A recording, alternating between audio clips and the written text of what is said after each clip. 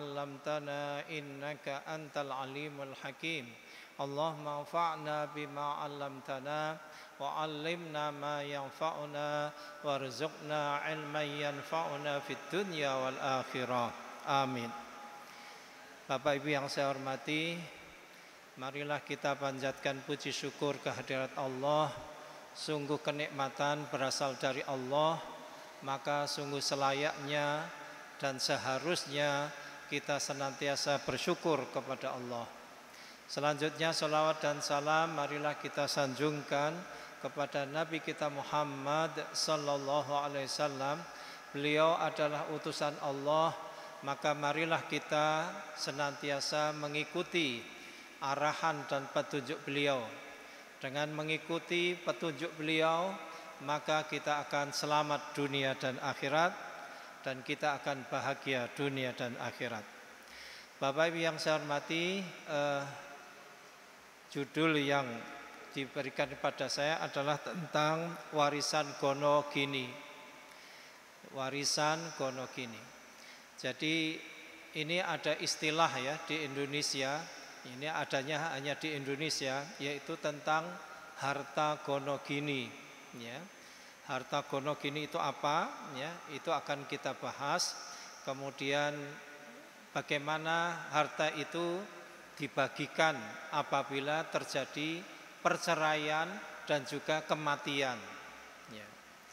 Sebelum kita membahas tentang harta Gonogini, itu perlu diketahui bahwasanya sebenarnya bukan hanya satu istilah Gonogini saja, tapi ada istilah lain. Harta itu adalah tentang harta, yaitu adalah harta bawaan. Jadi ada dua istilah. Pertama, harta bawaan atau harta asal. Kemudian yang kedua adalah harta Gonogini. Apa itu harta bawaan atau harta asal? Harta bawaan itu adalah harta yang dibawa oleh suami atau istri ke dalam perkawinan. Ya, jadi harta yang dibawa baik oleh suami maupun istri ke dalam perkawinan, baik berupa harta yang dimiliki sebelum menikah. Jadi sebelum menikah, suami istri itu pasti mempunyai harta, meskipun sedikit. Ya, ada yang sedikit, ada yang banyak. Ya, itu pokoknya itu harta, namanya itu harta bawaan. Ya, sebelum menikah sudah punya harta, ya, baik sedikit atau banyak, itu semuanya termasuk harta bawaan. Atau harta bawaan itu adalah harta yang diperolehi sebagai warisan, hibah atau hadiah pribadi selama perkawinan. Jadi ini sudah menikah, suami dan istri ini sudah menikah. Terus ketika menikah itu katakanlah ayah si suami meninggal, maka dia mendapat warisan dari ayahnya. Itu dinamakan harta bawaan. Meskipun sudah menikah, tapi dia bisa mempunyai harta bawaan. Atau dia mendapatkan hibah, ya, mendapatkan hadiah pribadi, ya. Jadi tanpa campur tangan pasangannya dia mendapatkan seperti itu, maka itu juga disebut dengan harta bawaan atau harta asal. Pasal 86 KHI atau kompilasi hukum Islam menyatakan harta bawaan dari masing-masing suami atau istri dan harta yang diperoleh masing-masing sebagai hadiah atau warisan adalah di bawah penguasaan masing-masing sepanjang para pihak tidak menentukan lain dalam perjanjian perkawinan. Ya, jadi harta bawaan itu tetap milik hak suami atau milik istri, ya. Pokoknya masing-masing mempunyai harta bawaan itu, dan itu di bawah penguasaan mereka, dan terserah kepada suami atau istri yang punya harta bawaan itu untuk menggunakannya. Kecuali ada dalam ketika mau menikah dulu, suami istri ini mau menikah, itu ada perjanjian. bahwa semua harta yang dimiliki atau didapatkan oleh suami atau istri adalah harta bersama. Nah, kalau ada perjanjian seperti itu maka tidak lagi dinamakan harta bawaan, tapi sudah langsung jadi harta bersama, ya. Harta bersama atau harta gonogini. Jadi kalau enggak ada perjanjian waktu menikah dulu, maka hartaku adalah hartaku, hartamu adalah hartamu, gitu. Enggak, jangan seperti perempuan-perempuan sekarang. Wahai suamiku, hartaku adalah hartaku, hartamu adalah hartaku. Ini enggak boleh. Ya. Jadi harta bawaan itu demikian. Bagaimana dengan harta gonogini, ya, atau harta bersama? Harta bersama definisinya adalah harta yang diperolehi selama masa perkawinan. Jadi selama masa perkawinan, setelah kawin atau setelah menikah, ya, itu mereka kan suami atau istri atau kedua-duanya itu kan dapat harta, ya, sebagai rezeki dari Allah Subhanahu wa taala. Jadi harta yang diperoleh selama masa perkawinan baik oleh suami, istri atau keduanya dan berasal dari hasil usaha bersama atau salah satu pihak. Jadi kadang-kadang harta bersama itu bisa ya diperolehi itu dari kedua-duanya kerja, makanya dapat harta kan, dapat gaji dicampur jadi satu, itu harta bersama. Tapi bisa juga harta bersama dinamakan harta bersama meskipun yang menghasilkan uang itu hanya seorang, katakanlah suami saja. Suami itu kerja di luar, katakanlah di kantor, di toko, ya, di tempat-tempat kerjanya. Sedangkan istri itu kerjanya di dalam rumah, ya. Jadi yang dapat duit, dapat harta itu suaminya. Tapi itu bisa dikatakan, walaupun ya suami saja yang dapat duit, itu bisa dikatakan itu adalah harta bersama atau harta gonogini, ya. Nah, pasal 85 KHI mengatakan selama perkawinan berlangsung, harta yang diperoleh menjadi harta bersama, kecuali ada perjanjian perkawinan yang menentukan lain. Nah, ini kalau ada perjanjian, ya, sewaktu menikah dulu ada perjanjian, harta suami itu tetap harta suami kalau yang mencari suami, ya kan. Kemudian harta istri adalah tetap harta istri, ya. Kalau yang mencari istri umpamanya, kalau ada perjanjian itu, maka harta itu adalah harta bawaan, berarti bukan harta bersama. Tapi selama tidak ada perjanjian, baik yang bekerja itu adalah suami saja atau suami dan istri kedua-duanya yang bekerja, atau istri saja katakanlah yang kerja, kalau tidak ada perjanjian maka harta yang diperoleh, ya, itu adalah harta bersama, ya. Sekarang masalah gonogini, ya. Istilah gonogini itu berasal dari bahasa Jawa. Nah, ini orang-orang Jawa mesti ya paham, ya. Yang berarti gonogini itu artinya ini itu, ya, atau campuran. Jadi gonogini itu artinya ini itu atau campuran. Merujuk pada pencampuran kepemilikan harta antara suami dan istri. Dalam konteks hukum Islam klasik, istilah ini tidak dikenal secara spesifik. Namun konsep mengenai kepemilikan dan kontribusi harta suami istri dalam rumah tangga tetap dibahas. Jadi dalam fikih-fikih klasik tidak ada namanya harta gonogini atau harta bersama, ya. Yang ada adalah yang dibahas itu adalah tentang mengenai kepemilikan dan kontribusi harta suami istri, ya, dalam rumah tangga, seperti masalah nafkah, masalah mahar, ya kontribusi istri terhadap harta. Nah, sekarang mari kita bertanya ya tentang bagaimana pandangan madhab fikih ya terhadap kepemilikan harta dalam perkawinan.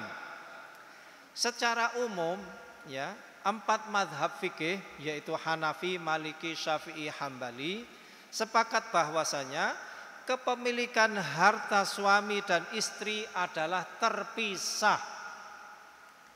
Kepemilikan harta suami dan istri itu terpisah. Jadi menurut fikih zaman dulu itu tidak ada yang namanya harta gonogini. Tidak ada namanya harta bersama. Ya, kalau suami kerja dia dapat duit, ya dialah yang punya. Istri nggak kerja di rumah nggak dapat duit, ya dia nggak dapat apa-apa, nggak punya harta, ya, nggak punya harta bersama. Pokoknya siapa yang bekerja dapat duit, dialah yang mempunyainya. Jadi harta suami ya harta suami, harta istri ya harta istri, tidak ada harta bersama. Harta yang diperoleh suami adalah milik suami dan harta yang diperoleh istri adalah milik istri, kecuali bila keduanya saling bermuamalah atau berakad dalam bentuk kerjasama, hibah atau kontribusi modal. Nah, jadi kalau memang ada kerjasama antara suami istri, barulah itu namanya harta bersama. Tapi kalau tidak ada kerjasama itu, maka suami istri masing-masing memiliki hartanya masing-masing, tidak dicampur. Bila istri ikut bekerja atau berkontribusi dalam perolehan harta suami, misalnya membantu usaha suami, maka ia berhak atas kompensasi atau bagian sesuai kontribusinya. Umpamanya suami mendirikan PT, ya sekretarisnya adalah istrinya, bendaharanya adalah istrinya. Jadi istri ini ikut membantu usahanya suami, maka si istri itu mempunyai hak atas sebagian harta dari suaminya itu, karena kan dia harus mendapatkan gaji atau upah. Ini menurut pendapat ulama-ulama fikih zaman dahulu. Jadi intinya tidak ada harta gonogini. Ya. Bagaimana dengan menurut ulama Indonesia? Ya, ini menurut KHI. Ya. KHI itu kompilasi hukum Islam. Mereka menyatakan ya bahwasanya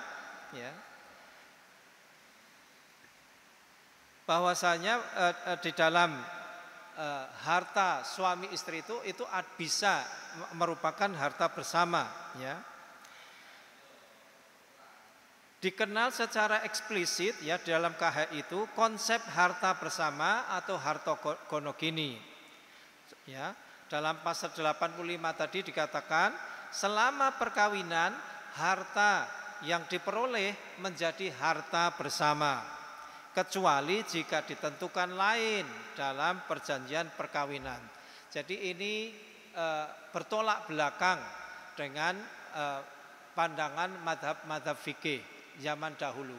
Zaman dahulu mengatakan masing-masing suami dan istri itu mempunyai hartanya masing-masing, sedangkan dalam kompilasi hukum Islam itu disebutkan selama perkawinan itu harta yang diperoleh adalah harta bersama. Ya, jadi ini pendapat yang berbeda ya.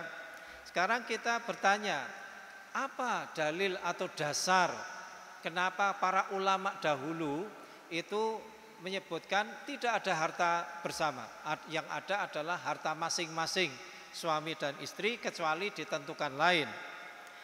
Mereka berdasarkan kepada kaidah fikih, yaitu yang berbunyi al-jaza'u biqadril ijtihad. Al-jaza'u biqadril ijtihad, artinya balasan itu diberikan sesuai usaha. Jadi kalau istri tidak ada usaha untuk mendapatkan uang, maka dia tidak punya harta. Berarti itu yang bekerja adalah suami, maka itu adalah harta suami saja. Kemudian ada juga kaidah fikih menyatakan man sa'a fi syai'in falahu ajru. Siapa yang berkontribusi dalam sesuatu, ia berhak atas hasilnya. Jadi kalau tidak berusaha, ya tidak ada hasilnya. Untuk istri banyak yang tidak bekerja mencari uang, maka tidak mempunyai harta apapun. Itu jadi itu dalilnya ya, atau dasar kenapa para ulama itu menyatakan hartaku ya hartaku, hartamu hartamu, ya tidak ada percampuran. Sedangkan di dalam KHI itu banyak sekali dalil yang menyatakan bahwasanya suami istri itu selama perkawinan hartanya itu adalah harta bersama. Contohnya dalam surat An-Nisa ya, ayat An-Nisa ayat 32 dikatakan, dan janganlah kamu iri terhadap karunia yang telah dilebihkan Allah kepada sebagian kamu atas sebagian yang lain. Bagi laki-laki ada bagian dari apa yang mereka usahakan, dan bagi perempuan ada pula bagian dari apa yang mereka usahakan. Jadi laki-laki dan perempuan itu mendapatkan apa yang mereka usahakan. Ayat ini menegaskan bahwa laki-laki maupun perempuan memiliki hak atas hasil usaha mereka dan menjadi landasan untuk mengakui kontribusi istri dalam rumah tangga termasuk dalam harta. Ya, para ulama menjelaskan begini, Bapak Ibu yang saya hormati. Suami bekerja di rumah dapat duit, ya kan? Istri kerja di rumah, istri kan kerja, memang tidak dapat duit. Akan tetapi kerja istri di rumah itu kalau dinilai secara ekonomis itu juga ternyata banyak duitnya. Contohnya istri memasak untuk suami. Memasak itu kan kalau dihargai ya sebagai koki lah, ya juru masak itu berapa dia dapat? Apalagi juru koki maya di hotel-hotel. Nah, itu tentu gajinya besar. Nah, ini masakan istri untuk suami. Memang tidak ada duitnya dia tidak dapat duit ya. Tetapi kalau dihargai itu betapa dia mendapatkan duit, ya kan? Mencuci mencuci baju suami, ya. Itu juga kalau kita laundry di luar itu kan keluar duit juga. Karena yang mencuci adalah istri, maka suami tidak keluar duit dan istri pun tidak mendapatkan duit. Ya, itu masalah lain. Kemudian mencuci, menyetrika, ya. Dan yang tidak kalah pentingnya layanan istri di atas ranjang. Itu juga kalau orang jajan di luar itu keluar duit. Nah, ini karena istri melayani suaminya, si suami tidak keluar duit, istri pun tidak menerima duit. Nah ini, jadi tapi sebenarnya kalau dihargai bisa sangat mahal. Nah jadi jangan dikira istri bekerja di rumah tidak dapat duit itu kemudian sebenarnya tidak ada harga ekonomisnya. Ya, sebenarnya harga ekonominya seorang istri, ya, belum nanti kalau punya anak-anak mbaknya. Mendidik anak-anak itu ya dari pagi sampai malam ya, tiap-tiap hari itu kalau katakanlah anak itu diletak di tempat penitipan anak, bayar juga kan. Nah ini karena dididik sendiri oleh istri maka tidak bayar, padahal itu bayarnya mahal, ya kan. Nah, jadi para ulama itu mengatakan suami istri itu adalah bersekutu, berkongsi, ya. Makanya dikatakan syirkatul abdan, ya, tubuh badan mereka itu bersyarikat, ya, bersekutu dalam menjalani kehidupan ini. Oleh karena itu harta yang didapatkan, walaupun yang mendapatkan itu hanya suami saja, itu harus dianggap sebagai harta bersama suami dan istri.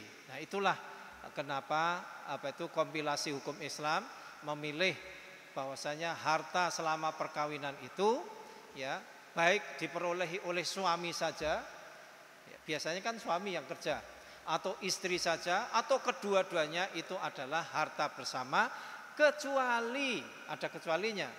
Kalau ditentukan lain, ya, umpamanya sebelum perkawinan semua harta nanti yang saya peroleh adalah milikku saja. Itu kalau istri setuju, ya sudah, itu jadinya harta istri saja, harta suami saja. Demikian pula harta kamu, ya istriku, kalau kamu dapat maka itu adalah harta kamu saja, ya. Maka itu nanti jadi harta masing-masing, bukan harta bersama lagi.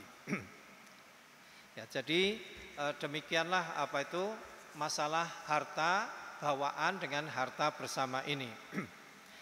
Nah, sekarang setelah pembagian ini baru akan terasa kalau terjadi perceraian, ya, atau kematian, ya, artinya perceraian hidup dan perceraian mati, ya. Kalau terjadi perceraian, ya saudara kalian, Bapak Ibu yang saya hormati, kalau terjadi perceraian, masalah harta gono gini ini baru akan mencuat, ya. Katakanlah suami dan istri, ya, hidup bersama selama katakanlah 15 tahun, ya. Terus sudah dapat harta sekian juta, ya, atau sekian miliar.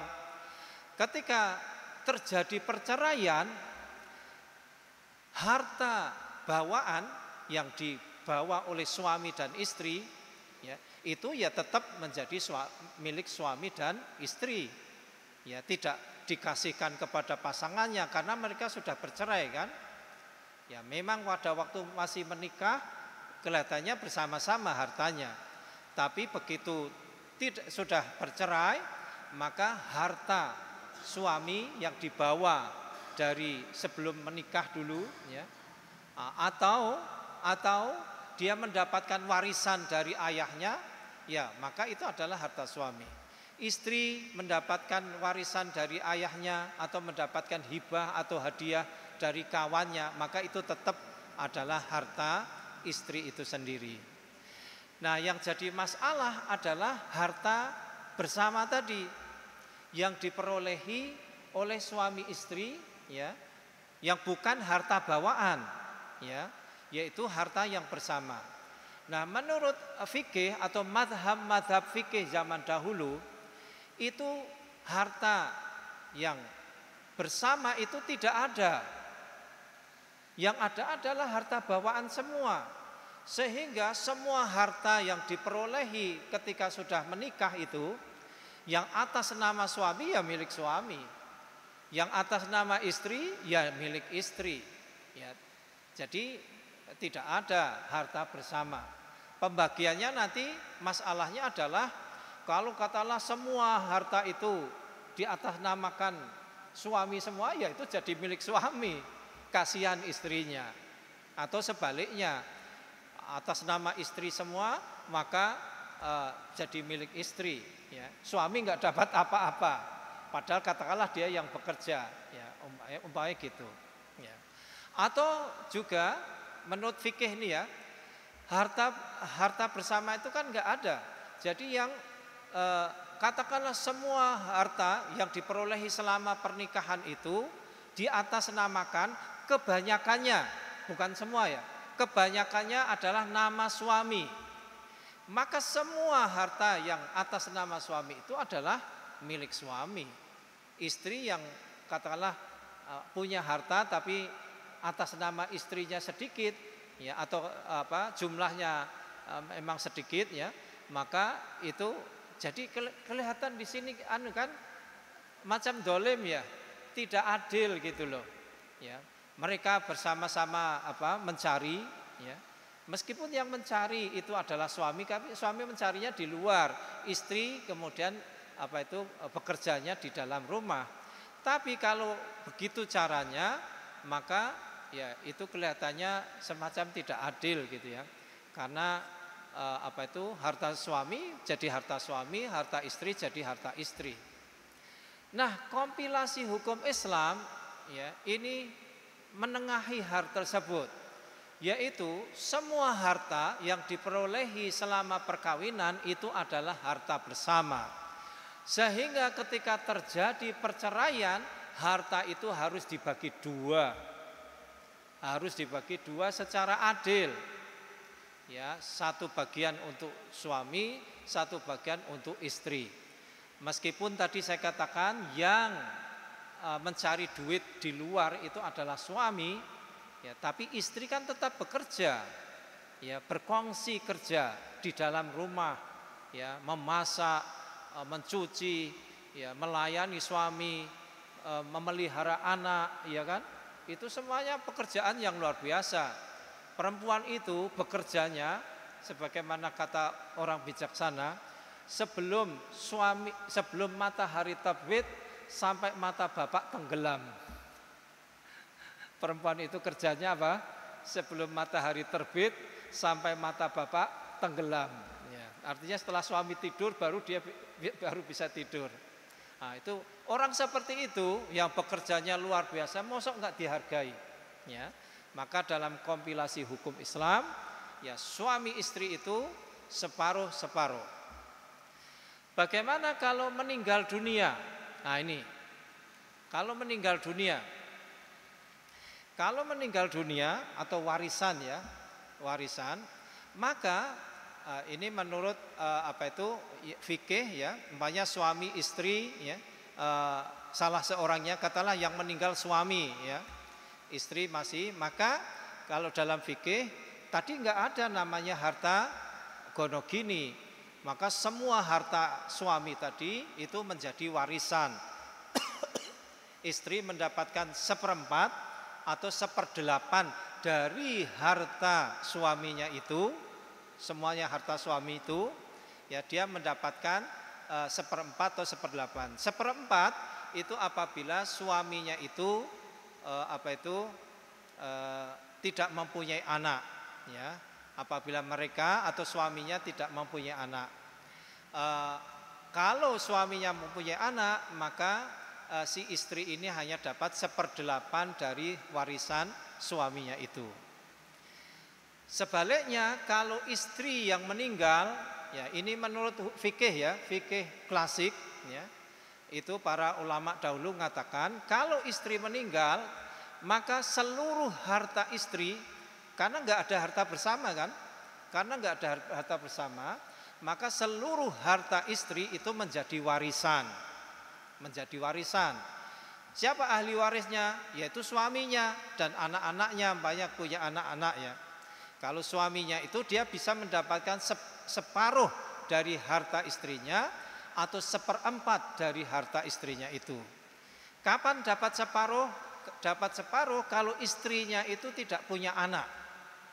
Kalau tidak punya anak sama sekali, maka suami mendapatkan separuh dari harta istrinya. Katakanlah harta istrinya itu 1 M, maka suami itu dapat 500. Ya. Ya, karena separuhnya kan. Ya. Kemudian, ya, kalau dia mempunyai anak, si suami hanya mendapatkan 1/4-nya saja. Yaitu kalau 1 M berarti 250 juta saja, ya gitu. Ini menurut mazhab fikih. Bagaimana dengan kompilasi hukum Islam? Kompilasi hukum Islam mengatakan harta bersama suami istri, ya, itu kalau ada yang meninggal satu, baik suami atau istri, maka harta bersama itu harus dibagi 2 dulu. Katakanlah suami istri bekerja, ya, hidup sama-sama mempunyai harta 1 M. Ini harta bersamanya katakanlah 1 M. Ya, selain harta bawaan-bawaan itu enggak dihitung. Yang penting harta bersamanya dulu 1 M. Katakanlah yang meninggal itu suaminya. Maka yang 1/2 M itu langsung menjadi hak milik istrinya, karena harus dibagi 2. Separuhnya itu menjadi hak milik istrinya. Kemudian yang separuhnya lagi 1/2 M itu menjadi harta warisan. Artinya istri akan mendapatkan, ya, 1/4 dari 1/2 M ini kalau seandainya suaminya tidak punya anak. Atau istri mendapatkan 1/8 dari setengah M ini kalau seandainya suaminya itu mempunyai anak. Ya. Jadi yang dibagi itu separuh. Kalau tadi yang dalam menurut fikih ya, itu adalah yang dibagi semuanya. Semua harta suami, semua harta istri dibagi, langsung menjadi warisan. Kalau dalam kompilasi hukum Islam ya, harta bersama itu diparuh dulu ya, diparuh dulu, kemudian separuh itu adalah untuk yang masih hidup. Tadi katanya suami istri punya 1 M ya, harta bersama. Separuh ini untuk istri dulu, kemudian yang separuh ini karena suaminya meninggal itu dibagi baru jadi harta warisan. Jadi harta warisan. Inilah yang dibagi jadi harta warisan. Istri sudah dapat dulu bagiannya ya. Bukan 1 M langsung dibagi jadi harta warisan, bukan.